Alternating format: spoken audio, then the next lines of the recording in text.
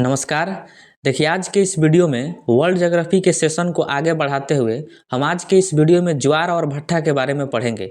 इसके पहले वाले वीडियो में हम पृथ्वी की गतियों के बारे में पढ़े थे और आज हम देखेंगे ज्वार और भट्टा।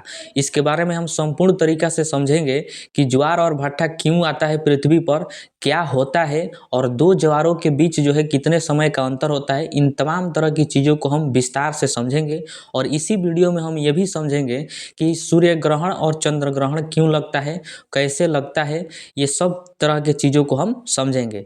और वीडियो के लास्ट में हम क्वेश्चन आंसर टेस्ट भी लगाएंगे इम्पोर्टेंट क्वेश्चन का, जो कि बहुत ज़्यादा ज़रूरी है एग्जाम के लिए।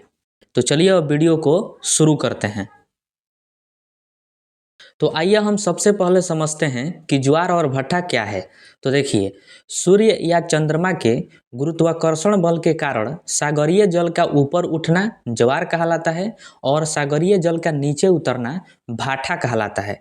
देखिए, सूर्य का और चंद्रमा के गुरुत्वाकर्षण बल के कारण जो है, जो समुद्र का पानी है, जैसा कि आप जानते हैं कि पृथ्वी के 71% भाग पर जल उपस्थित है और 29% भाग पर जो है स्थल है। ठीक है, तो जो समुद्र का पानी है वह ऊपर उठता है सूर्य या फिर चंद्रमा के गुरुत्वाकर्षण बल के कारण, तो उसको हम लोग ज्वार के नाम से जानते हैं। और जब समुद्र का पानी नीचे उतरता है यानी पीछे भागता है, तो उसको हम लोग भाटा के नाम से जानते हैं। ठीक है, ये ओवरऑल में परिभाषा हो गया इसका। पृथ्वी पर ज्वार और भट्टा आने के दो कारण हैं। कितने कारण हैं? प्रमुख दो कारण हैं।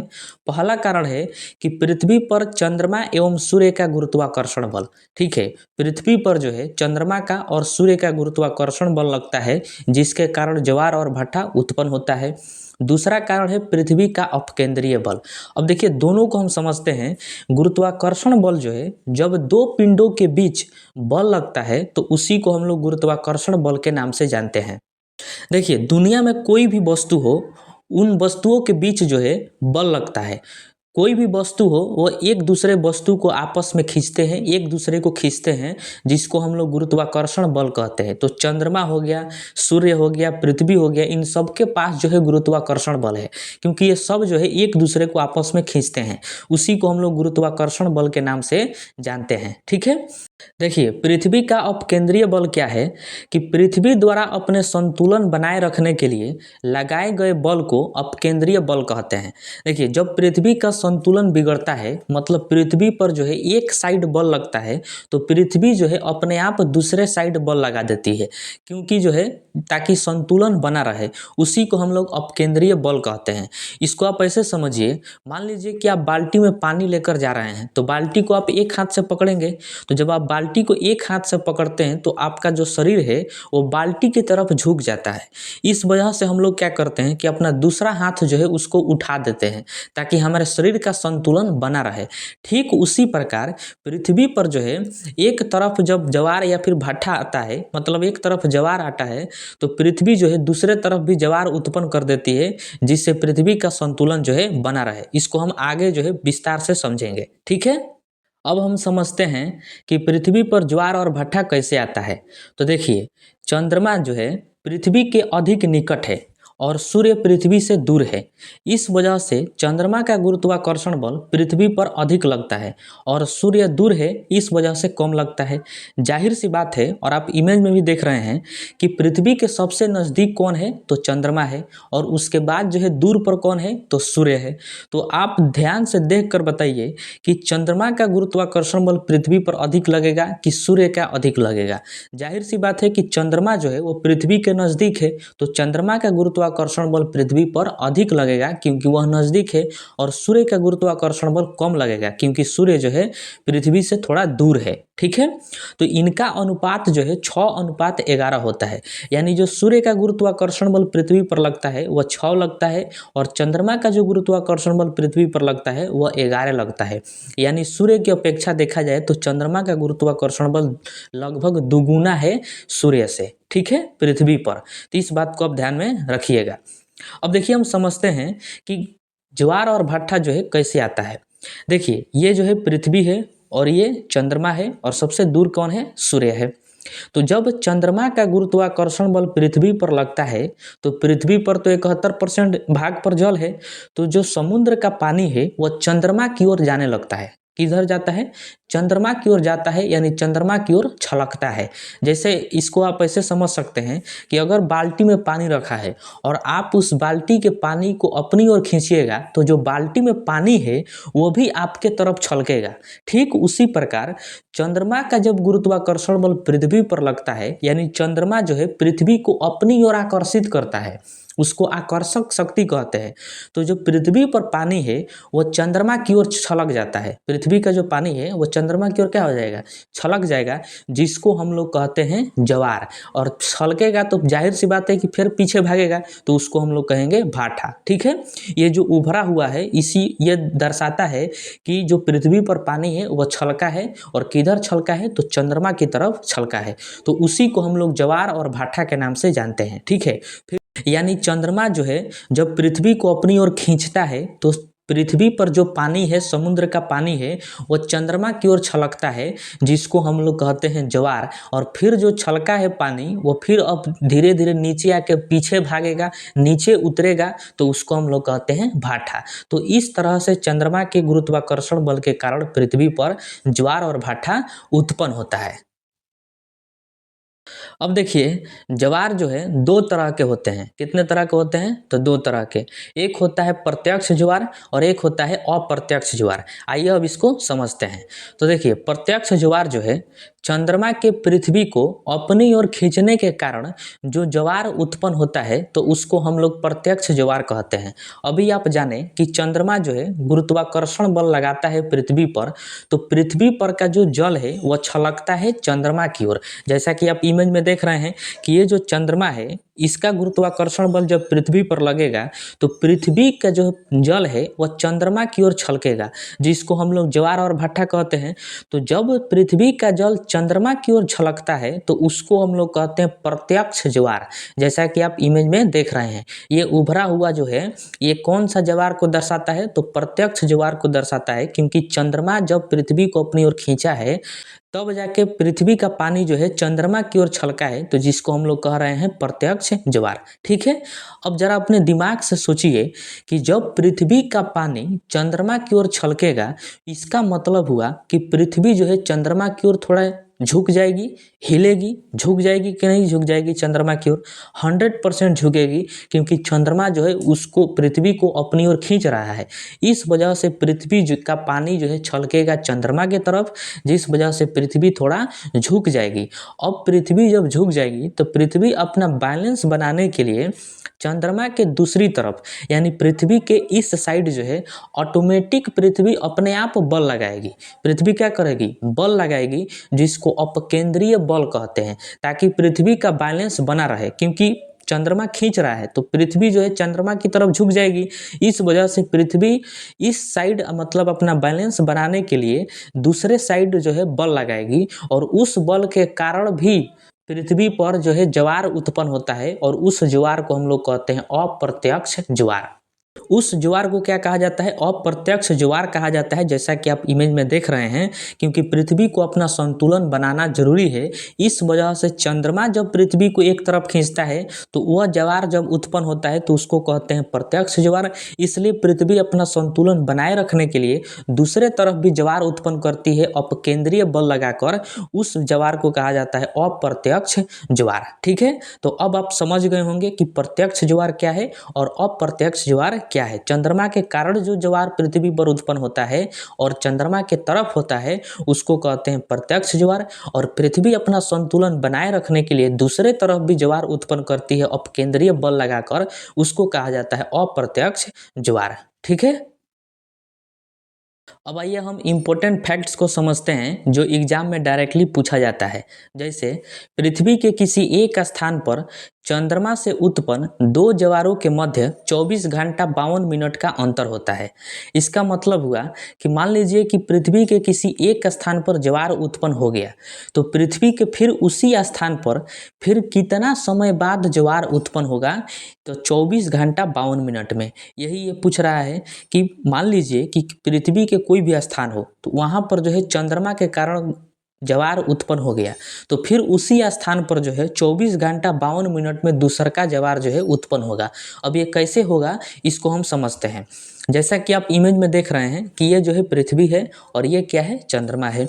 तो पृथ्वी और चंद्रमा दोनों सीक में है और दोनों सीक में रहेंगे तभी जाके ज्वार उत्पन्न होगा पृथ्वी पर, अन्यथा नहीं होगा। तो ये दोनों जो है सीक में है। तो अब जरा इसको सोचिए कि ये वाला स्थान पर जो है चंद्रमा के कारण पृथ्वी पर ज्वार उत्पन्न हो गया है। इस स्थान को हम नाम दे देते हैं ए, ठीक है। इस स्थान का क्या नाम है, ए है, ठीक है। अब बताइए कि पृथ्वी जो है 24 घंटा में एक चक्कर पूरा करती है। तो इस स्थान पर जो है ज्वार उत्पन्न हो गया है चंद्रमा के कारण ए स्थान पर। अब पृथ्वी को जो है फिर इसी स्थान पर आने में कितना समय लगेगा, 24 घंटा लगेगा, क्योंकि पृथ्वी एक चक्कर पूरा करने में 24 घंटा लगाती है। तो मान लीजिए कि पृथ्वी जो है ए स्थान से चलना प्रारंभ की, तो घूमते घूमते जब फिर ए स्थान पर आएगी तो उसको 24 घंटा लगेगा एक चक्कर मारकर आने में। तो 24 घंटा लग गया ए स्थान को ए पर ही आने में, पूरा कितना समय लग गया, 24 घंटा। अब बताइए कि चंद्रमा जो है ये भी तो पृथ्वी का चक्कर लगाता है। तो चंद्रमा एक के स्थान पर तो रहेगा नहीं, चंद्रमा भी क्या होगा, आगे बढ़ेगा। तो चंद्रमा मान लीजिए कि यहाँ पर जो है आगे बढ़ गया। अब चंद्रमा यहाँ पर आगे बढ़ गया और ए स्थान यहाँ पर है। तो ए स्थान अभी भी पृथ्वी घूमेगी, तो पृथ्वी और घूमते घूमते यहाँ पर आ जाएगी इस वाले पॉइंट पर, ठीक है। जैसा कि आप देख रहे हैं इस पॉइंट को मान लेते हैं हम एक, क्या मान लेते हैं, एक।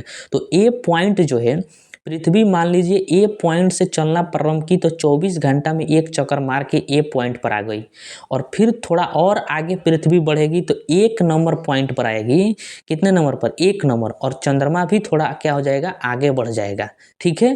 अब जाके जो है ए वाला पॉइंट अब आ गया 1 पर। ए वाला पॉइंट कहाँ पर आ गया, 1 पर। अब चंद्रमा के कारण फिर यहाँ पर ज्वार उत्पन्न होगा। तो देखिए ए पॉइंट से और 1 पॉइंट तक जाने में 52 मिनट समय लगता है। कितना समय लगता है, 52 मिनट। और पृथ्वी को ए पॉइंट से घूमकर फिर ए पॉइंट पर ही आने में 24 घंटा का समय लगता है।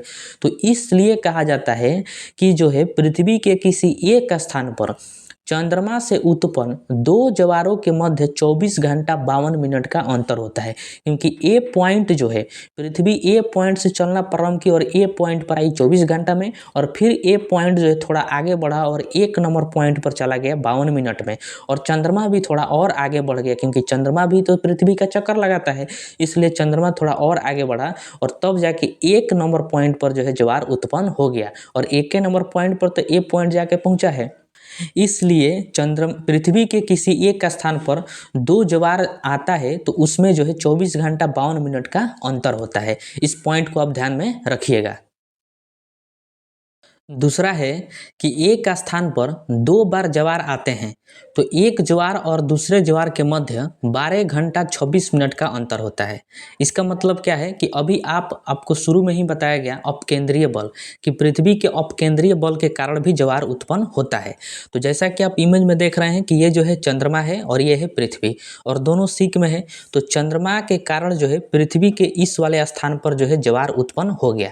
तो ये बताइए कि पृथ्वी पर जब इस वाले स्थान पर मान लीजिए कि ए पॉइंट है, तो इस ए पॉइंट पर ज्वार उत्पन्न हो गया चंद्रमा के कारण, तो पृथ्वी जो है अपना बैलेंस बनाने के लिए, संतुलन बनाए रखने के लिए पृथ्वी के दूसरे तरफ भी ज्वार उत्पन्न होगा। तो इस वाले स्थान पर ज्वार उत्पन्न हो गया। तो ये ज्वार जो है अपकेंद्रीय बल के कारण हुआ है। किसके कारण हुआ है, तो अपकेंद्रीय बल के कारण हुआ है, ठीक है। उसके बाद देखिए कि पृथ्वी जो है अब एक चक्कर पूरा करेगी, मारेगी एक चक्कर, क्योंकि उसका काम है पृथ्वी का घूमना, और चंद्रमा भी जो है पृथ्वी का चक्कर लगाता है।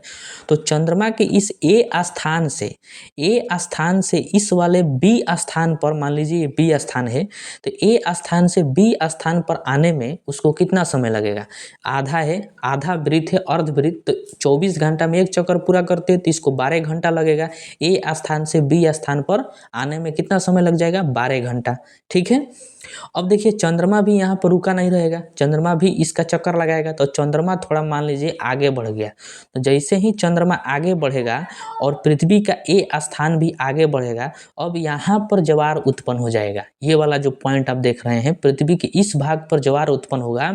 तो इसके विपरीत जो है पृथ्वी अपना संतुलन बनाए रखने के लिए इस वाले स्थान पर जो है ज्वार उत्पन्न कर देगी, ठीक है। तो इस वाले बी स्थान से इस वाले स्थान के बीच आने में कितना समय लग गया, 26 मिनट। कितना लग गया, 26 मिनट। इसलिए कहा जाता है कि एक स्थान पर 2 बार ज्वार आते हैं तो एक ज्वार और दूसरे ज्वार के मध्य 12 घंटा 26 मिनट का अंतर होता है। ठीक है। अब आइए हम समझते हैं सूर्य ग्रहण और चंद्र ग्रहण क्या है और क्यों लगता है। तो आइए हम सबसे पहले देखते हैं चंद्र ग्रहण। देखिए, जब पृथ्वी सूर्य और चंद्रमा के मध्य आ जाती है तो सूर्य का प्रकाश चंद्रमा तक नहीं पहुंच पाता है। तब पृथ्वी की छाया के कारण उस पर अंधेरा छा जाता है। उस स्थिति को चंद्र ग्रहण कहते हैं। और चंद्र ग्रहण जो है हमेशा पूर्णिमा की रात को होता है। जैसा कि आप इमेज में देख रहे हैं कि ये जो है चंद्रमा है और ये पृथ्वी है और ये सूर्य है। ठीक है। तो सूर्य और चंद्रमा के बीच में जब पृथ्वी आ जाती है, ध्यान से देखिए, सूर्य और चंद्रमा के बीच में जब पृथ्वी आ जाती है तो जो सूर्य का प्रकाश है वो चंद्रमा तक नहीं पहुंच पाता है, क्योंकि बीच में कौन है? पृथ्वी है। और पृथ्वी जो है सूर्य के प्रकाश को रोक देती है, वो ढक देती है, जिस वजह से पृथ्वी का जो छाया है वो चंद्रमा पर जाके पड़ जाता है। तो चंद्रमा पर पृथ्वी की छाया पड़ने के कारण चंद्रमा पर अंधेरा छा जाता है, जिसको हम लोग चंद्र ग्रहण कहते हैं। पृथ्वी से देखने के बाद चंद्रमा जो है अंधेरा दिखाई देता है, जिसको हम लोग चंद्र ग्रहण के नाम से जानते हैं। ठीक है। ध्यान रखना है आपको कि सूर्य और चंद्रमा के बीच में पृथ्वी के आ जाने से पृथ्वी का जो अंधेरा है, पृथ्वी का जो छाया है वो चंद्रमा पर पड़ता है, क्योंकि सूर्य के प्रकाश को पृथ्वी रोक देती है, क्योंकि बीच में ही पृथ्वी आ जाती है। इस वजह से चंद्रमा जो है दिखाई नहीं देता है, जिसको चंद्र ग्रहण कहते हैं। ठीक है। अब आइए हम समझते हैं सूर्य ग्रहण। तो देखिए, जब सूर्य एवं पृथ्वी के मध्य चंद्रमा आ जाता है तो सूर्य का प्रकाश पृथ्वी पर न पड़कर चंद्रमा की परछाई पड़े तो उसे सूर्य ग्रहण कहते हैं। और सूर्य ग्रहण जो है हमेशा अमावस्या लगता है। वेरी वेरी इंपॉर्टेंट है, आपको ध्यान में रखना है कि सूर्य ग्रहण हमेशा कब लगता है? तो अमावस्या का लगता है। और चंद्र ग्रहण हमेशा पूर्णिमा की रात को लगता है। ठीक है। तो देखिए, सूर्य ग्रहण जो है सूर्य और पृथ्वी के बीच में जब चंद्रमा आ जाता है, किनके बीच में? जैसा कि आप इमेज में भी देख रहे हैं कि पृथ्वी के और सूर्य के बीच में जब चंद्रमा आ जाता है तो जो सूर्य का प्रकाश है वो सब के सब जो है चंद्रमा पर पड़ता है। और चंद्रमा की जो छाया है वो पृथ्वी पर पड़ता है। कहाँ पड़ता है? पृथ्वी पर, जिसको हम लोग सूर्य ग्रहण कहते हैं। क्यों कहते हैं? क्योंकि देखिए, सूर्य और पृथ्वी के बीच में चंद्रमा है और सूर्य के प्रकाश को जो है चंद्रमा रोक देता है, जिस वजह से सूर्य का प्रकाश चंद्रमा पर जो है ज़्यादा नहीं पड़ पाता है। और हम लोग जब पृथ्वी से देखते हैं सूर्य को तो सूर्य जो है आधा दिखाई देता है, कटा फटा दिखाई देता है। उसी को हम लोग सूर्य ग्रहण के नाम से जानते हैं। ठीक है। देखिए, चंद्रमा अपने अक्ष पर 5 डिग्री झुका है, इसलिए प्रत्येक अमावस्या को सूर्य ग्रहण और प्रत्येक पूर्णिमा को चंद्र ग्रहण नहीं लगता है। जैसा कि आप सोच रहे हैं कि प्रत्येक अमावस्या को सूर्य ग्रहण लग जाएगा और प्रत्येक पूर्णिमा को जो है चंद्र ग्रहण लग जाएगा, तो ऐसा नहीं है। यह हमेशा नहीं होता है, क्योंकि जो है चंद्रमा जो है अपने स्थान पर 5 डिग्री झुका है। अपने अक्ष पर कितना डिग्री झुका है? तो 5 डिग्री झुका है। क्योंकि देखिए, हमेशा अमावस्या को जो है सूर्य ग्रहण एवं पूर्णिमा को चंद्र ग्रहण लगने के लिए तीनों को, यानी सूर्य, चंद्रमा और पृथ्वी, इन तीनों को एक लाइन में रहना चाहिए। जब एक लाइन में रहेगा तभी जाके हमेशा अमावस्या को सूर्य ग्रहण और पूर्णिमा को चंद्र ग्रहण लगेगा।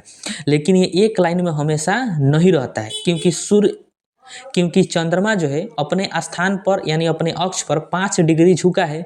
इस वजह से वो हमेशा आगे निकल जाता है। चक्कर लगाने में हमेशा क्या हो जाता है? आगे निकल जाता है। और तीनों एक लाइन में होते नहीं हैं हर अमावस्या को या फिर हर पूर्णिमा को। इस वजह से हर अमावस्या को सूर्य ग्रहण और हर पूर्णिमा को चंद्र ग्रहण नहीं लगता है। इस बात को आप ध्यान में रखिएगा।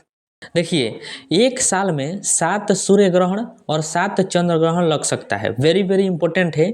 एक साल में लगभग जो है 7 सूर्य ग्रहण और 7 चंद्र ग्रहण ही लग सकता है, इससे अधिक नहीं लगेगा। सूर्य ग्रहण के समय सबसे ज़्यादा पराबैंगनी किरणें उत्सर्जित होती है, इसलिए सूर्य ग्रहण के समय सूर्य को नंगी आंखों से नहीं देखा जा सकता।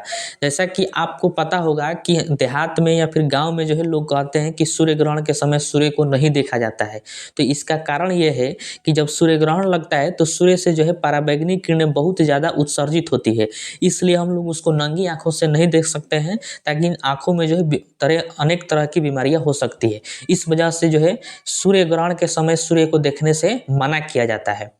21वीं सदी का सबसे लंबा जो है पूर्ण सूर्य ग्रहण 22 जुलाई 2009 को लगा था। कब लगा था? तो 22 जुलाई 2009 को सबसे लंबा सूर्य ग्रहण लगा था। इस पॉइंट को आप ध्यान में रखिएगा।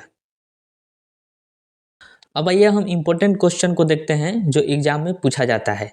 तो देखिए, सबसे पहला प्रश्न है कि ज्वार भाटा उत्पन्न करने वाले कितने बल होते हैं।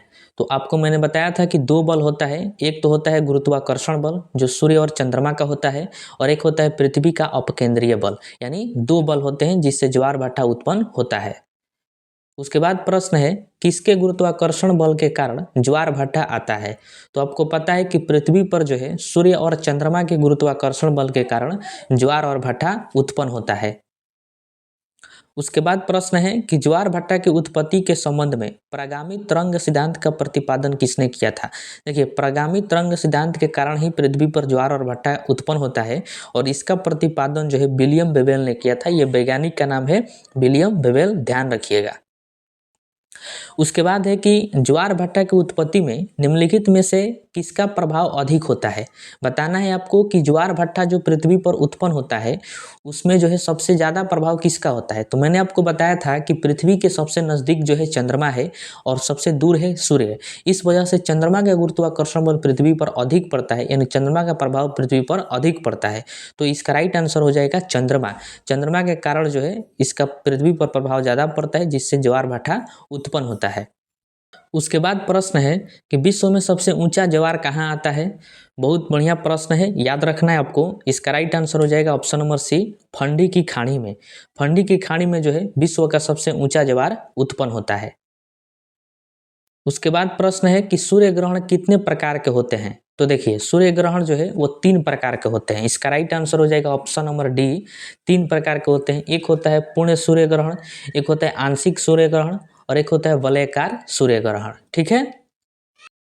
नेक्स्ट प्रश्न है कि चंद्रमा की किस स्थिति में चंद्र ग्रहण होता है। तो इसका राइट आंसर हो जाएगा option number B, full moon में। फुल मून में जो है चंद्र ग्रहण होता है। उसके बाद है कि सूर्य ग्रहण की स्थिति में पृथ्वी पर चंद्रमा की कौन सी 2 परछाइयां बनती है। आप इमेज में देखे होंगे जब थ्योरी हम आपको बता रहे थे उस समय, तो जो है 2 परछाइयां होती है। एक होता है प्रछाया यानी उम्ब्रा कहते हैं, और एक होता है उपछाया जिसको पेनुम्ब्रा कहते हैं। ठीक है। उसके बाद नेक्स्ट प्रश्न है कि जब पृथ्वी सूर्य और चंद्रमा के बीच में आ जाती है इस घटना को क्या कहा जाता है।